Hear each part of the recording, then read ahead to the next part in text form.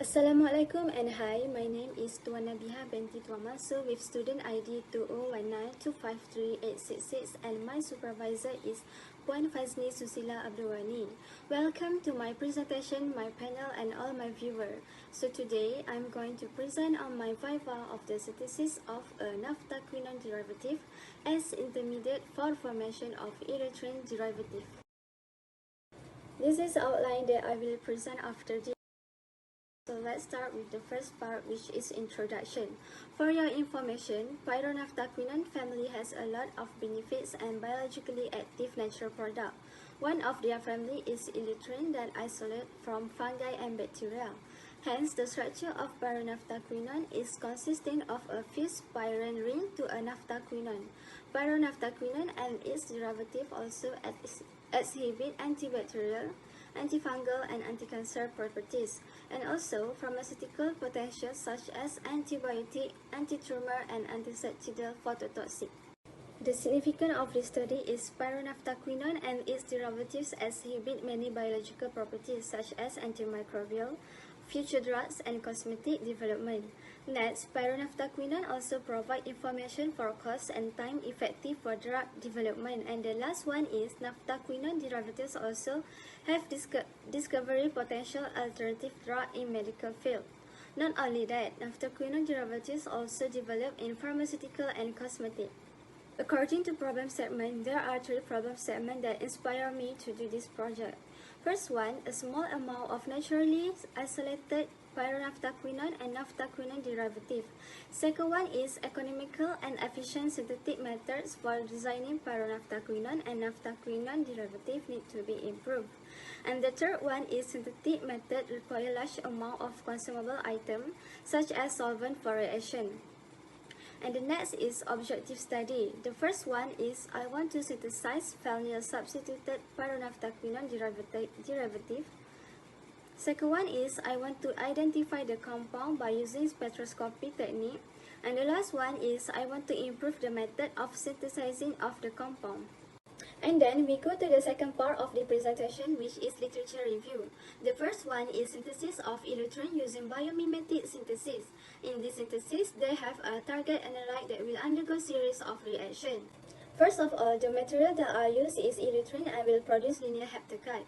After that, it will undergo spontaneous cyclization that yields naphthyl diketone. The pyrene 36 are produced when treated with trifluoroacetic acid. The reduction of ketone pyrene will produce 36A. Next, pyrene 36A undergoes subsequent monomethylation that gives another mixture, which is cis and trans.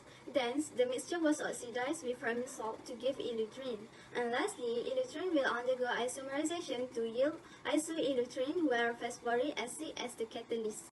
The second one is synthesis of erythrin using Dodds annulation reactant and oxapeptide Spengler reaction. This reaction started with the Fischer-Carbene complex that are condensed with chiral alkene that produce naphthalene. So basically, based on the reaction, deprotonation of TBDMS group will give functional group of alcohol 43. Then, compound 43 will react with acetaldehyde, dimethyl acetal, and boron trifluoride diethyl ethylate to give isomer 44A and 44B. And lastly, the oxidation of 44A with serum for ammonium nitrate will produce erythrin. The last synthesis of erythrin is using organopalladium cyclization. This reaction of catalyzed cyclization was started with reactin substituted quinone and allyl trimethyl stain. Then, reduction of the allyl ketone will form naphthalenol. This compound will undergo cyclization followed by the reduction to produce isomer of pyrene 61. From oxidation of pyrene 61, product of erythrin and isoerythrin was obtained. Next, we go to the methodology. To synthesize compound 77, 80, and 82, the same method are applied to give different products. First of all, starting material for each reaction in acetonitrile was heated and stirred.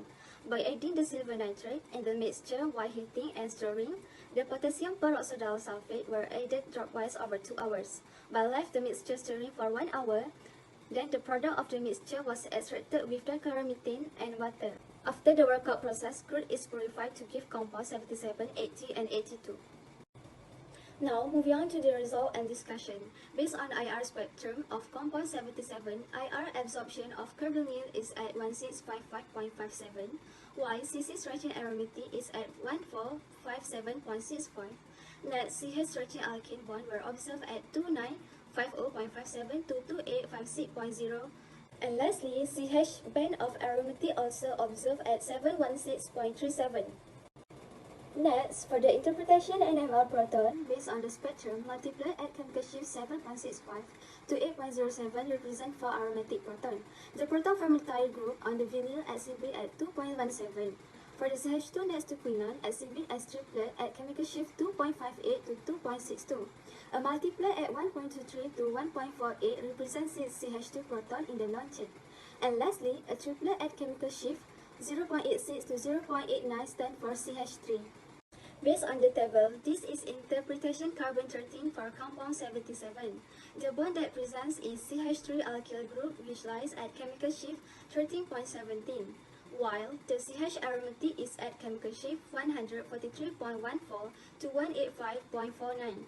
Hence, a resonance peak for CH2 carbon are lies at 28.44 to 30.96. And lastly, peak for carbonyl is at chemical shift 185. The last part is conclusion and recommendation. Overall, I can conclude that the coupling reaction produced compound 77 as yellow solid in 38.70% yields. The structure was proven by both NMR proton and carbon, and also IR spectrum. Unfortunately, the coupling reaction for compound 80 and 82 were unsuccessful. So, the NMR data for both proton and carbon unable to elucidate. Last but not least is recommendation. I would like to recommend that a larger scale of reaction to minimize product loss during the isolation process. Second is time required to find more combination of solvent system for better column chromatography separation. The third one is replacing the acrylic acid with more stable vinyl carboxylate. And the last one is we can use substituted naphthaquinone instead of 1,4-naphthaquinone. So, this is the list of references that I have used during my research. So, that's all from me and thank you for watching.